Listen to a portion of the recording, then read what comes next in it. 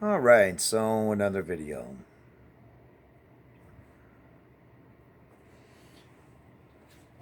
So here we are. In this uncomfortable place where there's this threat of cancellation.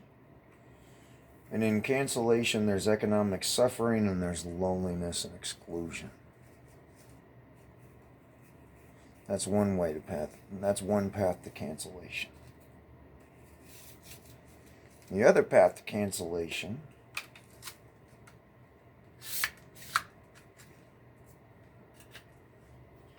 leads to a door of kindness, care, love, and support. We need new support lines. The flow of the suffering that's coming from above.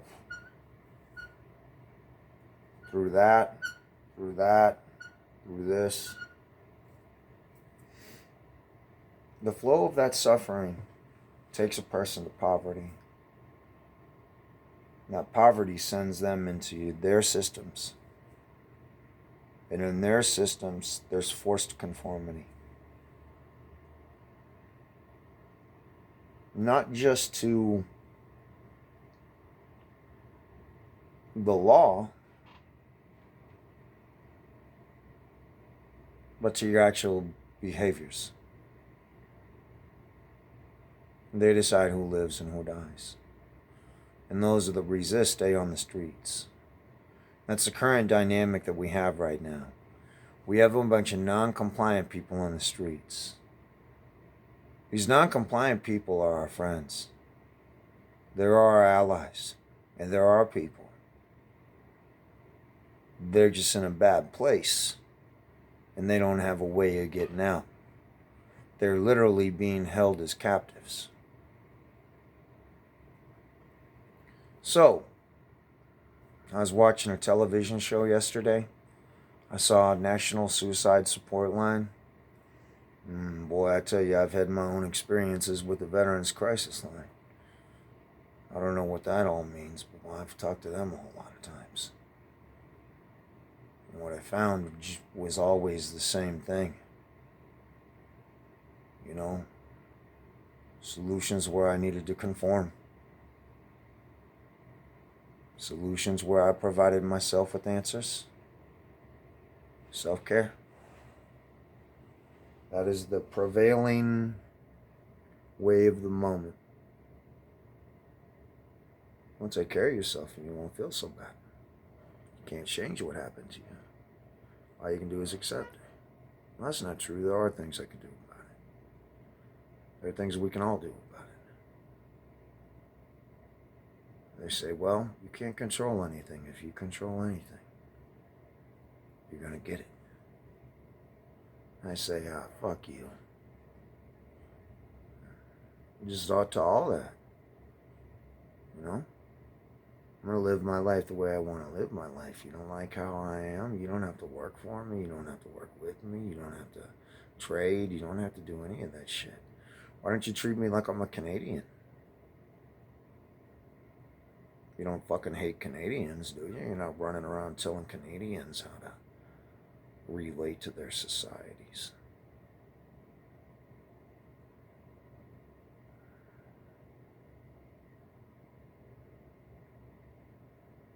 You say, oh yeah, they didn't have slaves. I say, talk to the Indians about that. And we had a big war about that, you know. A long time ago. All that.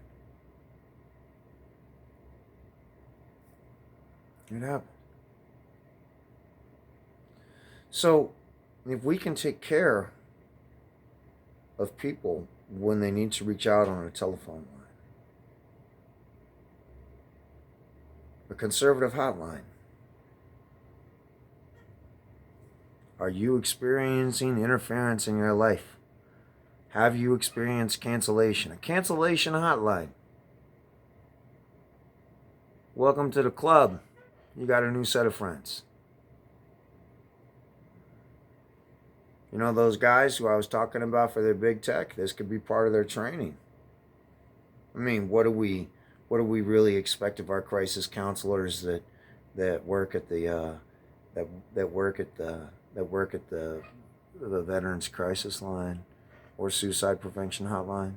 How about those criteria? We just take those criteria and train those people in that. And then all of a sudden, the cancel culture, they're going to be talking to people who've been canceled. Hey, yeah, that's why I'm talking to you on the phone, is because I was canceled. I can relate. What can we do to help you, man? Did you lose your job? What's going on? You need a bus ticket? Got any wealth? What are you good at? You looking for a job? You got any kids? You got a lawyer? You need some help with that? We got people. A cancellation hotline. And then bring people into your system. So avoid the pitfall of that by creating jobs. We just got to find the jobs to create.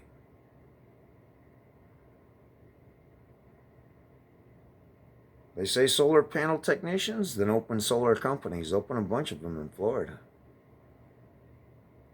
Texas, friendly states. You know, the homeless populations of all these other towns, there's no reason they can't pick up the phone and call the cancellation hotline. That's for the homeless too, man. They're the current canceled population. Why don't we get all those 11,000 people who were laid off? Why don't we get them working to help the homeless? Get themselves to a location. Go pick up a phone. You know, you can have that counselor with a credit card on the phone right there, man. They can arrange for a driver to pick the person up with an Uber, pay for it. Drive them to Best Buy, pay for it. Get a phone, waiting for them. Give them the confirmation. Release it to the customer.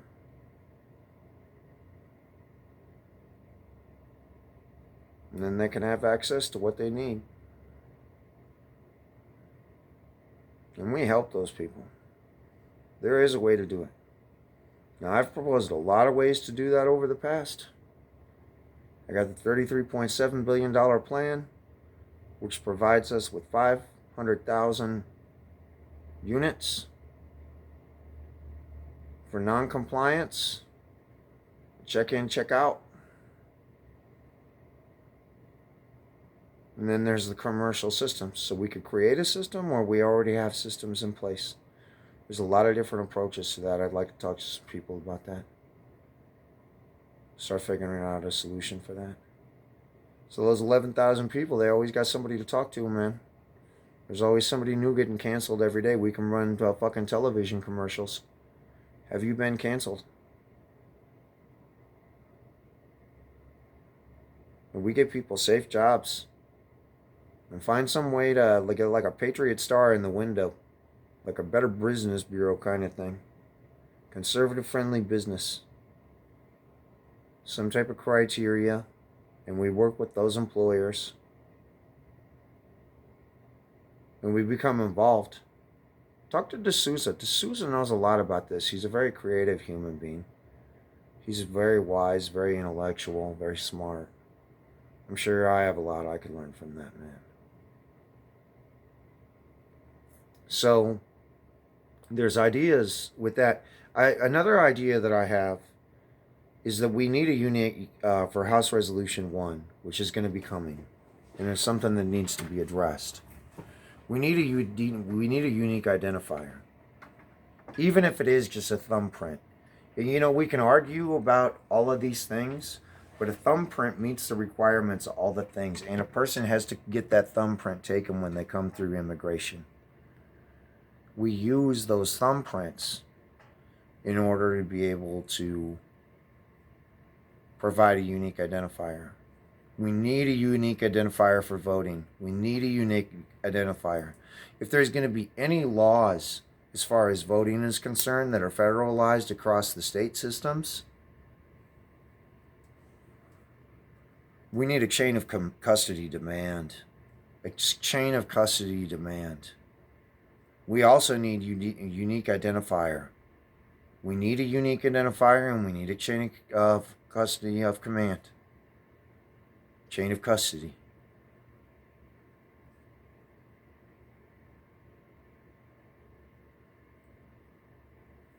I'll make it so everybody can vote. That all opinions matter. I mean, if people are going to be naturalized, then allow them to vote. And no obstacles as far as all of that's concerned. How about more openness?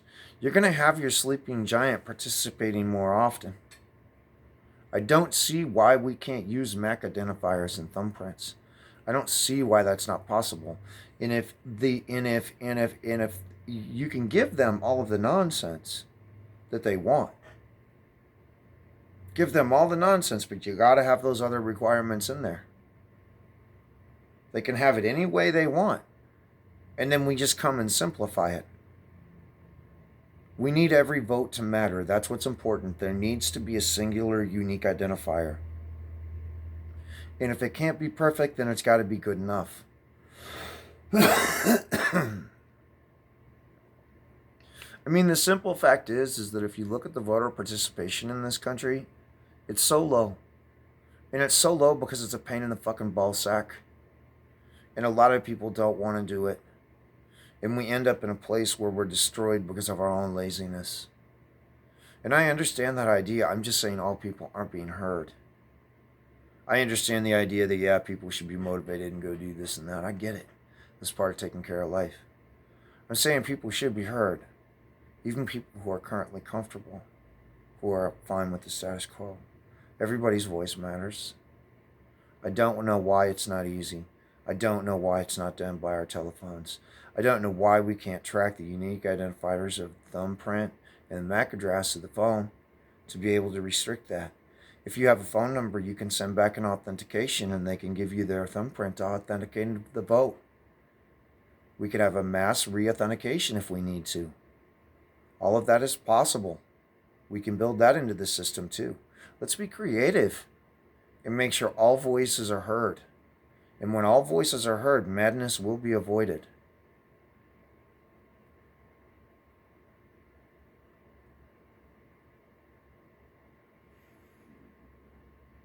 Patience and calm, I mean, the enemy right now is in what's called a narcissistic rage. That's where they're dancing on the graves of their enemies. That's going to go away at some point.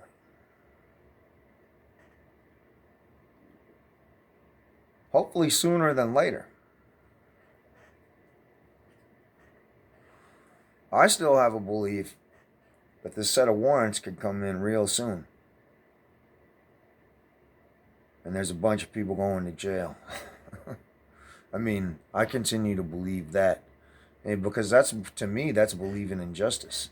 To me, that's believing in the law. To me, that's believing in law enforcement. To me, that's believing in the institutions around us that we have built to help protect us. And I'm the last person that should believe, but I have to believe. Otherwise, I don't heal my PTSD. And I end up in a place of resentment for the rest of my life. I don't want to end up in a place of resentment for the rest of my life. I want to heal my PTSD. Do the best that I can to do what I can to restore faith in my people and the government.